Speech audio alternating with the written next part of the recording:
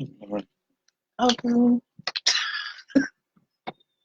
All right, we waiting on y'all to come up. We told y'all 7:15, but we're gonna go ahead and get started. Welcome to the Love Spot Extension. I have Miss Valgrace Wright, and tonight we're just gonna discuss bullying, both youth bullying, and adult bullying. And I'm gonna go ahead and start with my story because it's short. I got bullied.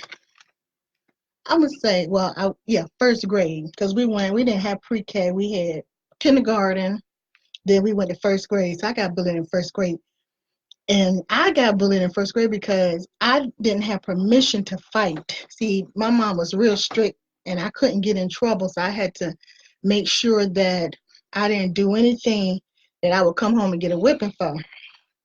So when my mom, you know, um, let me know that it was okay to defend myself, it was okay to fight back, I challenged the bully.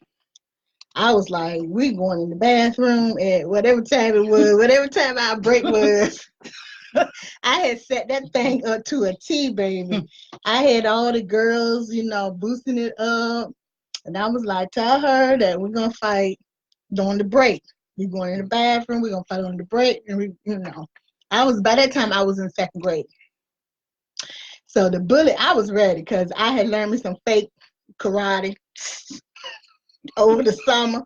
I had learned some fake karate.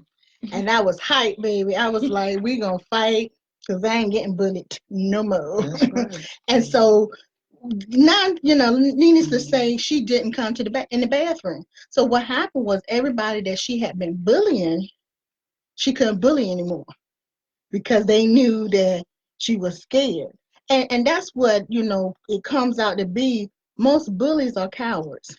Most bullies are cowards. And my mother tell you to this day, I cannot tolerate a bully. I can't stand them. I always ended up being the one helping out somebody else that's being bullied because I just have no respect for bullies. But that's my story, because I didn't get bullied long because it just wasn't in me. I just needed to have permission to fight because I could fight. I had to have permission. When my mom was like, no, you don't let nobody do nothing to you. You better not fight. Or when you come home, you going to have to fight me. I was like, shoot, you ain't have to tell me nothing but one time. So anybody that knew me knew I was a scrapper. Yeah, second grade, honey, I was setting up no fights. Look, she said second grade. I was setting up fights in second grade. I was knocking the sticks off the shoulders and everything. You weren't gonna bully me. But Miss Valgrace is gonna tell us her story, which is I don't know how it is because she hadn't even shared it with me yet. Okay. But we're gonna get it now. Can y'all see me? Can they can see me? See it. Okay, my story started in actually kindergarten. I used to get bullied at the bus stops constantly. When I get on the bus, I had to worry about kids teasing and taunting me all the time. I even had one kid that spat on me. Seriously. And see, I wasn't taught to fight people. I always try to be nice and try to be kind to everybody. That's how my mother brought me and my sister up. So I wasn't really taught to go out and beat up on folks or nothing like that. But for some reason, I was just used as a target all the way starting from kindergarten to the 12th grade. I got bullied at the bus stops. I used to have to run home from the bus stop from a teenager who used to pull his knife on me. I used to always run home almost every day and crying. And you was I was a 6-year-old girl running away from a teenage boy pulling his knife on me. Yeah, seriously. But my mom didn't teach us to fight. She always taught us to be kind to folks. See, I was so too free-hearted to everybody. Right. That was the problem. People took my kindness for weakness. I was assaulted. My first assault was in kindergarten. I was spat on by another student on the bus. And I had my coat stolen from the classroom. My mother had to wind up going to the class and telling the teacher that my coat was stolen because I had on somebody else's coat because mine was taken. So she had to go up to the school. This was at Simonsdale Elementary School. She had to go tell the teacher someone stole my child's coat. And she had to go get my coat from the classroom. So ever since those incidents, my mother had to always wait at the bus stop with me and my sister constantly folks would taunt and tease us about anything. Okay. We were targets, basically. And it's we were nothing targets. wrong with teaching your kids to be kind. It's she and taught us to try to be nice to everybody. Yeah. She didn't teach us to go out there and punch on people, nothing like that. But they saw the free hardness. Yeah, they saw the softness the in softness y'all. Because in us. It wasn't that y'all didn't have the fight in you. No. It was how you was. Yes, my mom was raising some good gang members. Now, see, my mother, when she was a kid, she was bullied too. Okay. As a child, we got bullied by family members. Okay. We got bullied by family members, our own family. Okay. Certain ones, but they did it for fun. But she really was offended. You could tell. She would go home and be sad about it. But I don't know. I guess people think that when they see people that are real nice, they can just walk over them like doormats. To them, do anything to them, say anything to them. That's my experience, but everybody's experience may not be different. I've got people that have threatened to shoot me in the past. I'm talking about as an adult. I endure adult bullying as well.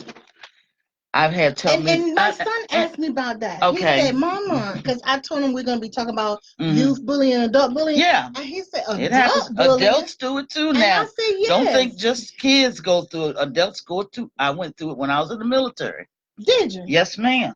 Girl, I wish a ninja would. I enjoyed a lot of stuff. I would have took that Article 15 real good. I had my supervisor constantly harass me because I refused to go to bed with him. Well, they were cowards anyway. But but I'm just saying, he would try to write me up for any little teeny thing. And you ain't know to report him. I reported him, but the first commander and the first sergeant was always standing up for him. Oh, you should have went straight to what? IG. I did. I got my ranks back and everything. So yeah, that's what I'm talking about. And then they tried to hold me back from getting my education, but that's all good. I'm getting it now. But that's what I'm they getting do. it People now, don't know what they do. People don't understand. They do stuff like that. They don't understand that it affects people mentally and emotionally. And they don't think it just starts in childhood. It starts from childhood, and when they get older as an adult, the survivor of bullying, myself, it affects you emotionally. It does. It took me years to heal from that. A long time. And thank God for the healing. Thank God for the healing. Thank God. God has been keeping me for a long time. If it wasn't for the Lord, I don't know where I would have been. I can only imagine because I was really nice as a child because if, like I said, before my mom laughing. Look at Kentrail. Before my mom gave me permission to fight, I didn't want to fight. I didn't know about fighting, and my cousin used to fight me. Like we lived out Cannon Park. And my grandma had this swing on her porch, and my cousin and I would get out there, and she would start fighting me on the porch. My grandma never seen it because my grandma was a scrapper, and she would never say anything. She was just looking out the window. So I said, I'm tired of getting beat on. You know what? I got sick of it too. But my problem was this: when I was a child, I don't like being mean to folks, and that was my weak area. People saw the free hardness in me, and people took advantage of that. That's not being weak. It's not being some weak, of us but some people took advantage of my niceness. Yeah, they did. A lot of folks that I thought that's what they do. That I thought were friends that have betrayed me and turned against me as an adult. Yeah, that I've known since like this.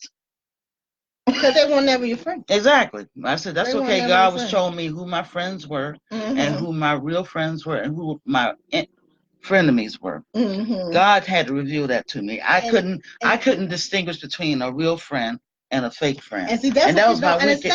That's the thing. I couldn't distinguish that.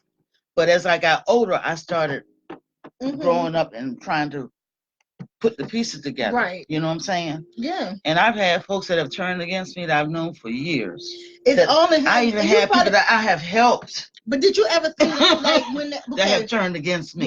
When they turned against you, did you think back on how they used to treat you in the past? Oh yeah. And realize they weren't never for you? They were never for you, but I couldn't see it. And my parents, the thing about parents is this: they can always see through a person before you can. Parents and sometimes children. Sometimes children, but my mama would see through the people that I bring my house. She said, look, you don't need to hang around them. She could see through them. Yeah. They could read right through them how they are before you can. And then when you get older and realize, oh, she was right.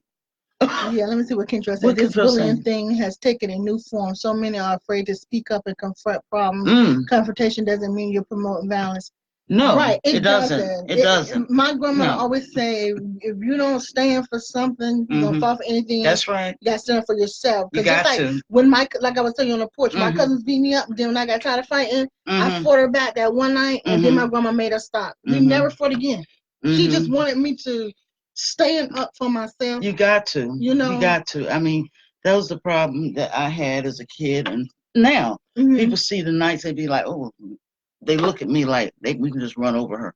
I don't like to be mean to people. That's my weak area. I don't But think some people you just don't need to deal with no more. Whether they nice. If a nice person ain't trying to take advantage of you, of course you can deal with them. Yeah. But somebody that you say keep on telling you, I'm sorry, I won't do it again, and they keep on constantly doing the same thing to hurt you over and over again, that's a person you just need to leave alone, period. And it doesn't mean that you hate them, but you got to protect your spirit man as well. I don't see being nice. I don't see that as a weakness, though. Because I'm gonna tell you, because sometimes I wish that I could be nicer. I ain't never seen no mean streak in you. No, because I'm changed. Okay, well, yeah, we've all changed. But you know, once I got back into church and got back with God, which was like around 1998 when I moved to Memphis, Tennessee. I was trying to heal from all that torture I was being treated when I was going through here. I had to get away for a while. Okay. And then I got back into church. I started getting counseling from my pastors at the Memphis. That really helped me. Okay. That really did help me heal. It took me years to heal. It took me since 98. And I can dig it. I mean, you got to imagine, you're carrying 12 years of mental abuse, verbal abuse, and emotional abuse from children and adults. Right. 12 years of this stuff I went through, from kindergarten all the way to the 12th grade. Me and my sister got bullied so terribly because my mother drove the patrol car for Cavalier Manor. I used to have to put up with insults from other classmates about my mama. Nobody likes somebody talking about their mother. Girl, let me tell you. I'm telling you. You say something about somebody's mother. You didn't know me. You know what I'm saying? Oh my goodness. We would have went to Cavalier Manor like some renegades. But I'm like, my mother's sitting there trying to help out the neighborhood, and they're just disrespecting my mother in the classroom. Yeah. I'm supposed to sit there and keep listening to that all the time. It took me years to heal from that stuff. I bet you. No child likes their mother to be disrespected. That's right. And no child should have to go through that. And that's why I always would take up for the people that were getting bullied. You know what I'm saying? Because my grandmother taught me how to pick you off one by one. That's right. Y'all might come in a group. Now my grandmother was tough. I'll be waiting at the B-loads for you. She didn't tolerate anybody bullying her. She was just the opposite. Which one? My grandmother is the opposite. My sister. Where's she from? She's from here. But she lives in Philadelphia. She moved there in the 70s. Okay. But she's now deceased. God bless her. So she didn't tolerate that stuff. My grandfather was just the opposite. He was free yard like I was. I picked up his side. Okay. And my sister picked up my grandmother's side. My grandmother was tough. She didn't tolerate that stuff. And that's probably why they worked, because he was passive, she was tough. Yeah, basically. But see, I love that demeanor, that niceness, that I love that demeanor, that niceness, and it just wasn't in me. It was in me, and people took it for granted. It took me years, and God had to let me know you got to set some boundaries. There's some people you got to just completely leave alone, and some folks you need to keep on dealing with in your life. Folks that are trying to take you for granted, you need to leave them folks alone. That's right. What you're trying to tell me. That's right. And for years I kept saying, I need to give them another chance. You can't give people another chance. They keep on walking over you like a doormat. Leave them alone, period. So tell me this, because I don't, before I go to one of my stores, because my store is probably crazy. I got more stuff, but I'm not going to get into all that. But let you go first. Well, go ahead. I want to know, what do you recommend, first of all, to the children that be facing bullying in school? What do you recommend they do? I recommend they go to their teacher about it. And the teacher needs to go to the school counselor, and they need to bring both the bully and the victim in the office and talk with them. Now, that's how I had to handle mine one year. This was at Waters. Okay. One guy told me that I was a catastrophe. Wait a minute. What are you talking about? I don't know. I said I had to go to the school counselor. It affected me emotionally. I told the school counselor, boy, sitting here keep on bullying me every time I come out the class. He's saying crazy stuff. That I was the Waters, what, Waters sixth Junior grade? High, 7. So y'all, he probably had a crush. I don't know, but I went to the counselor about it. It affected me emotionally. And then one student told me to go kill myself. Stuff like that is Girl, if I was your emotional. friend, Look, that's emotional abuse that a child has to endure coming every day I'm telling from you, different students. I wouldn't have had that. I'm telling you that because that's what type of person I was. I probably would have slapped a few on for you. I'm just I know what you're saying. because I couldn't stand bullies. No. Even now, if I found out you're a bully, I don't want nothing to do with you. You gotta look at the simple fact that the child that's doing the bully is technically speaking going through some stuff They're going through something too, so they take it out on other people. Mm-hmm. And when they see somebody who they feel that is weak and nice, they're gonna keep on taunting them, targeting them, and then you become a target that way. Right. That's right. Yeah, and that's almost a fact. It is that if somebody is bullying, they're being bullied somewhere else. They're being bullied somewhere else, or something is affecting them in some type of shape or form that affects them mentally as well. So they take it out on other students. Something going on at home, something they lacking, and they take it out on people they feel are weaker than them. Yeah, exactly. You know, I never bullied anybody. I've always been a worship person. I always said what I said. I meant what I said. I ain't trying to hear nothing about what I said. You. But like, I remember when I was in I was going to Douglas Park. I had to been maybe I was in the 4th grade, and these girls, this one girl, she liked this boy I was talking to because I was grown. Yes, so. And so she knew she couldn't beat me, right? So she went and got all her little girls and stuff. I knew about 5 of them things. And every day they fought me on the bus. And I mean, I'm fighting every last one of them. Taking them all, trying to fight them all. Let me tell you something. I've had people throw objects in the back of my head on the school bus.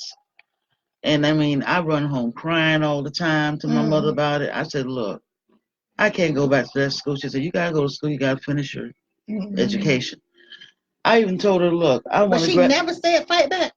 No, she didn't like to fight either. She always encouraged us to be nice, but sometimes you just got to stand up for folks. You do. Sometimes you get people run over you. If they see a kindness, too much kindness in you, folks will try to run over you. You can tell the teacher and all that stuff, but you know, at some point you gotta say, look, don't put your hands on me. Yep. I don't want to hear it. I've had people hit me in the back of my head, all kinds of stuff. You know.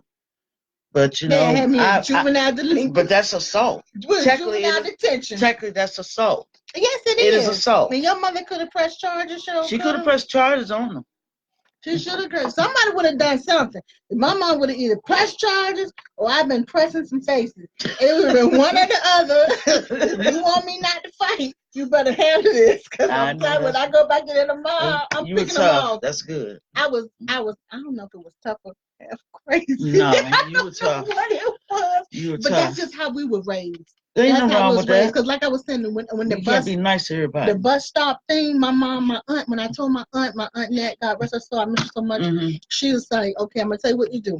Don't fight them all no more. She was like, fight the main one. Fight her real hard. And so after I had told my aunt, when we got off the school bus that day, my aunt was waiting at the bus stop. She had just drunk her beer. Okay. I just finished it. My sister runs off the bus, and I'm still on the bus fighting. So my aunt was like, what you doing? Where's your sister? You know what she said to my sister. And so she said, she on the bus fighting. She said, get your butt back on that bus and help your sister. And gave her that beer bottle. Okay. Needless to say, we was kicked out the bus. We had to walk like a block or two to get to a new bus stop so we could get to school, because my aunt got us kicked out from the school bus because she gave my sister that bottle. But thankfully, hope God bless that my sister didn't use it. My sister was scary. She was scared. She wasn't no fighter. Even when I was in the military, she moved with me to Georgia, and my grandma was giving me the briefing, because my grandma's from Atlanta. Okay. And she was like, and she's passed on too. Okay. So she said, you know, and I'm telling you, girl, this is how we was raised. She said, you got your W's, that's your gun. I said, yes, ma'am. She said, now you're going to Georgia. Them women down there don't play. If they say they're going to do something, they're going to do it. Because, she said, so long as you got your W, keep your W on. She said, so if you fight somebody and you see somebody coming in the cut, you take your W out, you shoot them, you keep fighting. And don't you let nobody hurt your sister.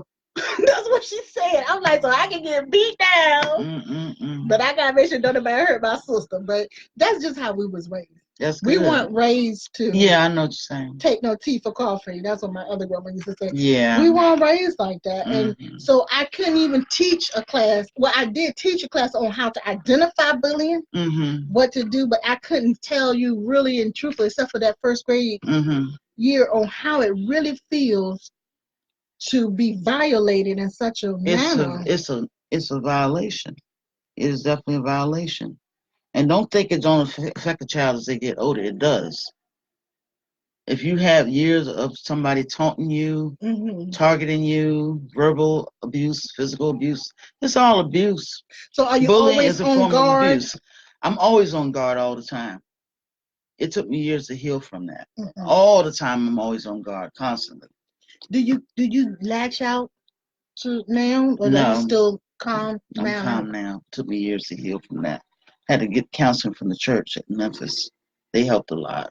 Good. Because they had people that were going to counseling for different things like marriage counseling, substance abuse counseling, bullying, domestic violence. Wow. They were counselors and they had degrees in counseling, my pastors. Wow, okay. It was a good church in Memphis, and it really did help me a lot.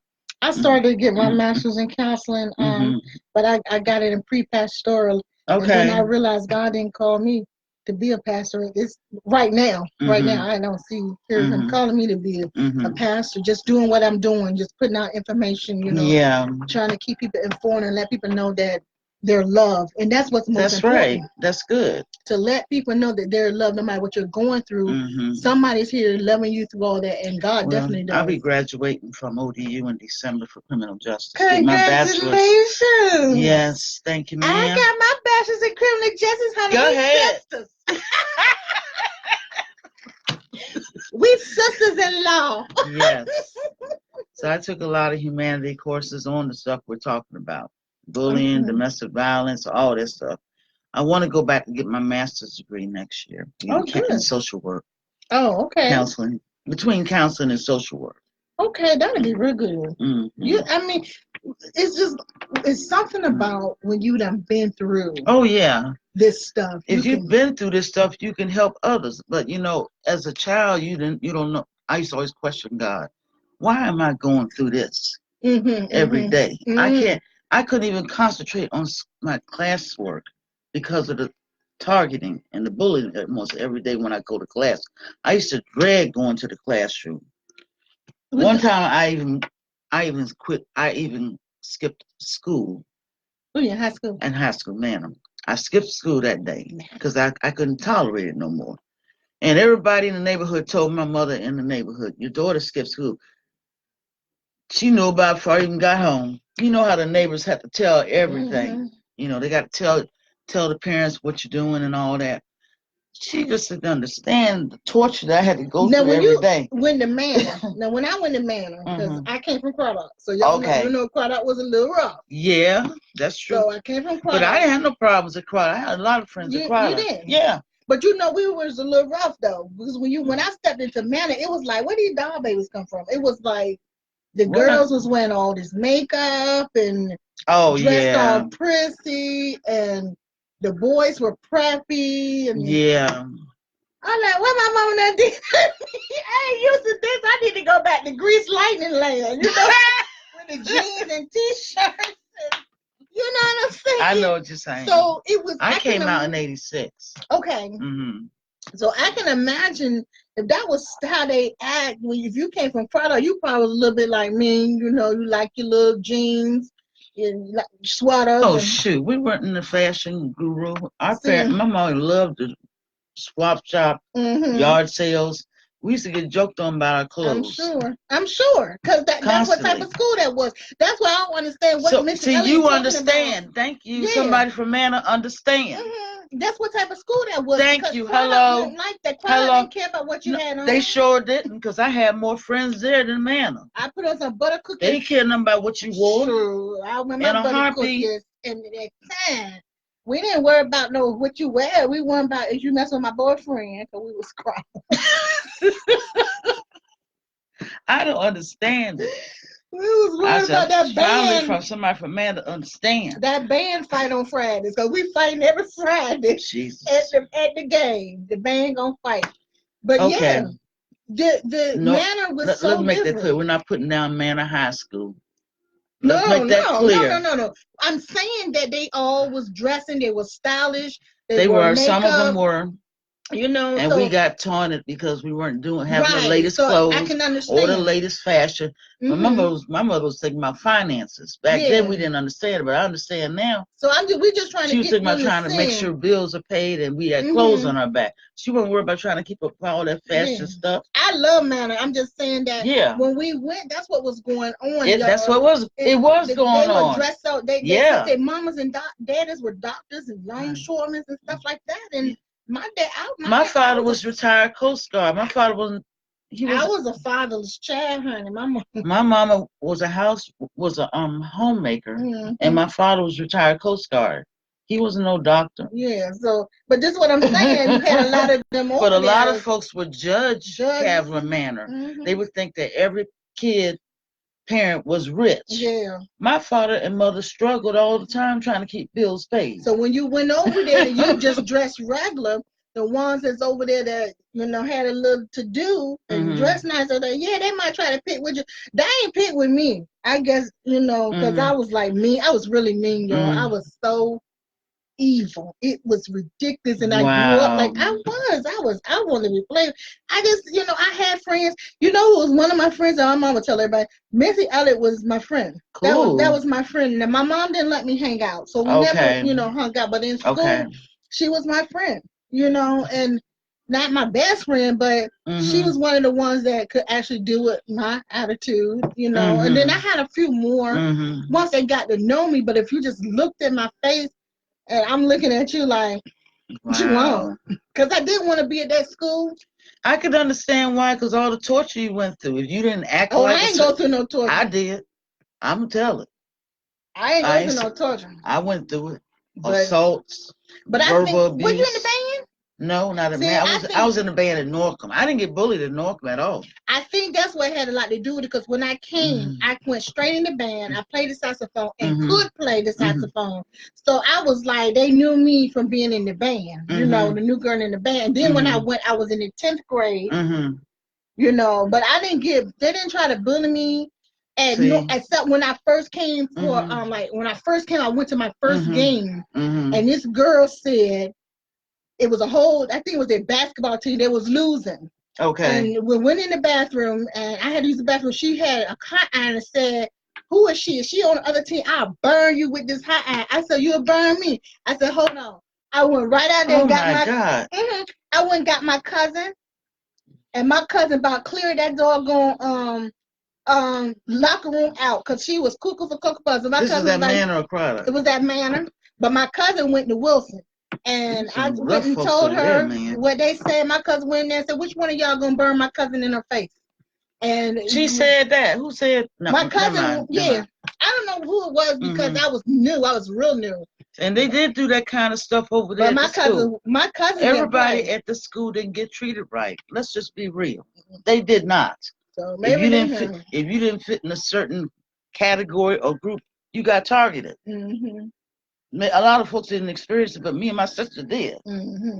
All because my mother all because my mom was trying to protect the neighborhood. And I gotta listen to these kids insult my mama in the classroom every day. But you know what? They were probably jealous. They were. That's what I'm thinking too. They were jealous, because I mean, your mom was on Neighborhood Watch. What is that? What they call it? She was on Neighborhood Watch. That's what they called it back then. Watch, and she was involved with the community and the civic lead, all that stuff. Then y'all were really sweet. Y'all were raised to be, sweet and caring and stuff. And there is nothing wrong with that, because I'm telling y'all, the way I was raised, I carried that thing. I carried that thing. And so I Yeah. had a lot of enemies. I had a lot of, Mm-hmm. you know, even my supervisor in the military, because I was so evil, it was like I Wow. didn't care about nothing but Okay. me. So it was like they would say, well, Max Swain, you this and that. I don't care. I'm 18 years old. I go home. I go home, go. This is how I used to talk to him. I Yeah. go home, go to college. I ain't got no family. Okay. That's how I used to talk to my supervisors because I just did not care. And if y'all read my book, if you read my book, you will see how selfish I really was. And because the stuff in my book is true, I was selfish. And so it was like being having that attitude of always ready to fight. Like when I was working at the jail, the girl said, I ain't never seen nobody like you. You go from 0 to 300 in seconds. I had an issue. I had an issue. Everybody had their issues. My issue was being too free-hearted. And mine was being anger management. Oh, wow. Well, hey. You know what I'm saying? It was anger management. I'm just saying, you can't be nice to everybody. Well, folks take advantage of that. But I never used it to be a bully. I always was like the bully slayer, but I never used it to be a bully, because I just could not respect a bully. I'm going to tell you one thing, no bully or not, no one, and I mean no child, does not like anybody respecting their mother. Disrespecting, yeah. Whether you a bully or not. Yeah, you're absolutely right. My son, I know somebody called, y'all know I'm fat, right? Shoot. The boy called my son mama fat. He said, with your fat mama. He said, with your fat mama, right? So my son done punched the boy in the face about 5 times. So I'm like, oh my goodness. This was a few years ago. And I'm like, oh my goodness. I said, well, why did you punch him in the face? Because he said, with your fat mama. I said, but your mama is fat. My goodness. And he was like, well, he don't talk about my mama. And no child likes somebody talking about their mother. Whether they're a bully or non-bully. Nobody likes, no child likes somebody disrespecting their parents. No, come on now. No, I can't. Listen, let me tell you something. That would have been one fight I would have won and lost.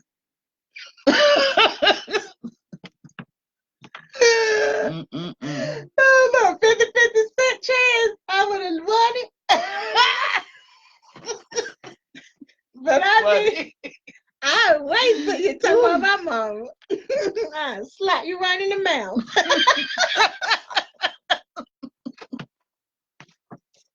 I don't even care if it's true. I don't care if it's true. I don't slap you in the mouth. But I remember when the girl, when I was in the military, and this girl used to walk around and she used to act like she's so hard and used to act like I needed somebody to protect me, and I was a lover, not a fighter, really. And so go ahead. I used to let her act like she was my bodyguard. Right? Girl, you fun. Because if you read my book, you would see how much dirt I was doing. So while I was doing my dirt, she was calling herself protecting me from the other women. And so I let her be my bodyguard. And then one day she turned on me. That's what happened. I choked the daylights out of her. She was like... These folks that say, oh, you're my friend. Oh, we'll be friends for life. I've had them turn on me too. Girl, sure. I choked daylights out of that girl. She told me, I thought you couldn't fight. I said, I ain't never tell you I couldn't fight. I just let you fight. You know what I'm saying? Because that's why I tell people, stop picking with folks. That's you don't know where they've been. That's right. You don't know what kind of mindset they have.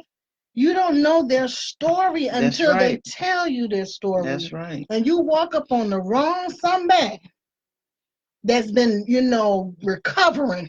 Because that's what I call myself. That's right. I'm recovering from all that mess I used to do and all that anger and all that evilness. And see, I had to recover from unforgiveness. God had to teach me that so much. Girl, it was hard for me to forgive my torturers. And it took me years to forgive, but you got to forgive. That's required by God. You have to forgive folks that mistreated you in the past. If Right. God forgave you of your sins, you got to forgive your trespasses. If you don't have to. forgive, It's in the Word of God. You have to forgive them. you can't move on. You can't move on with your life if you don't forgive. I know because see, it's like I used to hold on to stuff for a long time. Oh yeah, to the point where I I held don't it even on know. for years. Girl, sometimes I ain't know why I was mad at you. I'm like, It took me years to forgive folks who have turned on me, betrayed me, hurt me verbally or physically. But God had to show me, look, you got to forgive these people if you got to move on. I want to advance you. You got to let this stuff go. But one thing he didn't say is that we have to forget.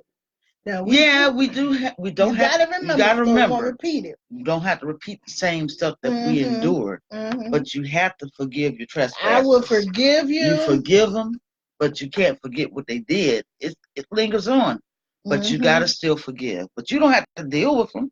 Right. You know. That's but you right. got to forgive them. That's right. requirement of God. You got to clear yourself. You got to clear yourself, clear your mind, clear your heart. You can't move and on. You got to move to that past. And that way God can move you forward. Cause I'm telling you, y'all. Oh my goodness. I wasn't bullied like like we discussed. I wasn't bullied, but the men. Oh yeah. Oh my goodness. They try to dog you out, baby. Let me tell you something. Y'all better read my book, but don't do what I did in the book because it's not healthy. No. It's not healthy at all what I did. I was on a rampage because I wasn't going to let hurt come back up in here. I don't blame you. Love didn't live here no more. It was all about business. It was all about what I can get. That book, I'm telling you, I wrote it just so that people that don't read will be able to read it because it's short chapters. We've been through our toxic relationships. I have too. I'm not going to go into detail, but you got to forgive them too. You do. You got to forgive them also. Because you can't go. How you can't carry relationship? You can't carry that stuff on. You got to let it go. They going on with their lives, and you got your life to go on. And you still hold on to that stuff. Let it go. You looking stupid because you still sad. And they going on with their lives, minding their own business. Happy. They could care less about you, but still forgive them and move on with your life. Yep, you have to. You cannot hold on to that garbage. No, you can't. You can't hold on back. And you can't keep going backwards. No, you can't. Definitely you got not. Some people that even if they come back to you and tell you, "Oh, I'm sorry how I did you. Let's try this again." No. Never go back. They know I like Never to eat. Go back. They try to get me through food. No. Let me take you out. No. Let me tell you, they know I like food. You can forgive them and still, you can forgive them and still not deal with them. But God blessed me to be able to pay for my own seafood, so I don't need the. That's right. I don't need you buy me no food. God is blessing me to take care of myself now, so have a nice life. But for them women that all it take is a box of chicken, 2 liter, and biscuits. Please. Come on, you better than that. Don't fall for that. You are better than that. That's right. You are worth so much more. No. You need groceries. Let them fill your refrigerator up. Don't let them buy 2 liter soda and 6 biscuits and some chicken. That ain't a meal. No, that's not groceries. God can provide for the meal for you. Exactly. In the biblical days, what he provide? 2 fishes and how many loaves of bread? 5. 5 loaves of bread. So he can provide for you. Trust me, I'm a witness. And so am I. So am I. When I ain't had no money and nothing coming, I still ate, baby. I ain't lose not 1 pound. Hello. Thank the Lord. But these men will come up you with this foolishness and they buy you that little bit of chicken meal and then they eat all your doggone groceries out your refrigerator. Come on, keep your eyes open. That's why I have my conferences. That's why I'm having this empowerment luncheon, because I want the women to know just how important they are, how special they are. You know what I'm saying? That they are worth so much more than what it is on TV, what's being portrayed on those videos and stuff like that. You are worth so much more, and I just ask y'all to come to the empowerment luncheon. It's only $20. $20, you're gonna get a nice meal, and we're just gonna talk to you. The older ladies, and we're gonna let some people to give their little testimony, and try to help you and let you know. Speaking of book, I don't mean to change the Go subject. ahead. I've had some former bullies Hmm. that have came and apologized to me. I forgot to say that. Really? Yes, they hugged me and said they were sorry. So they know. So what they did knew was how wrong. they treated me was wrong. I guess the Holy Spirit was That's a blessing. convicting them. Mhm. And when I saw them in the grocery store, one lady hugged me and said she was sorry. I couldn't believe it. Mhm. I said, "My God, Mhm. God must have been convicting her Probably for a while. for a while. He must have been convicting her for a while." And he'll do it. I had two people that said they were sorry and hugged me. He'll do I it. saw one in the grocery store, one at a convenience store. He said he'll take care of it. He'll take He will care of it. handle those. He will handle those that have tortured you. And He will. sometimes we'll get to see it like you did, and sometimes you I won't. wasn't expecting it. But you just have to, you really. I guess just, that was part of my healing process. Mhm. Had to be. And that's good though. I mean, it's good Yeah. to know that you've healed because Yes. only you know. Yes. You can sit here and tell me all day, "Oh, I'm healed. God heal me," but inside, you still hurt. Yeah. You It know what I'm takes a saying? while. It doesn't have. It doesn't. Healing doesn't happen overnight. Everybody's different. I know I used to be like, "Oh yeah, I'm over him. I'm over him," and him be right there with me. That's funny. I said, my girl reaches the car and say, "Is he there?" No, girl. You was funny. I couldn't even let them hold me accountable because I'm like, he be right there. So you just it takes some time, and for some people it just takes longer. Some people it's a process for some people. It took me a long time to get over my first heartbreak. 20-some years. Yeah, it took me a while to get over my ex-husband. Yeah, it took a while, but I got over. So we just not want y'all to know you're not in this by yourself. Nope. There are other women out here willing to talk to you, willing to tell you what they've done, and willing to show you the way they use, because you have to make your own decisions. God give us free will to do that. Yes, He does. We can just tell you what we did to help you. Because I'm over, almost 50?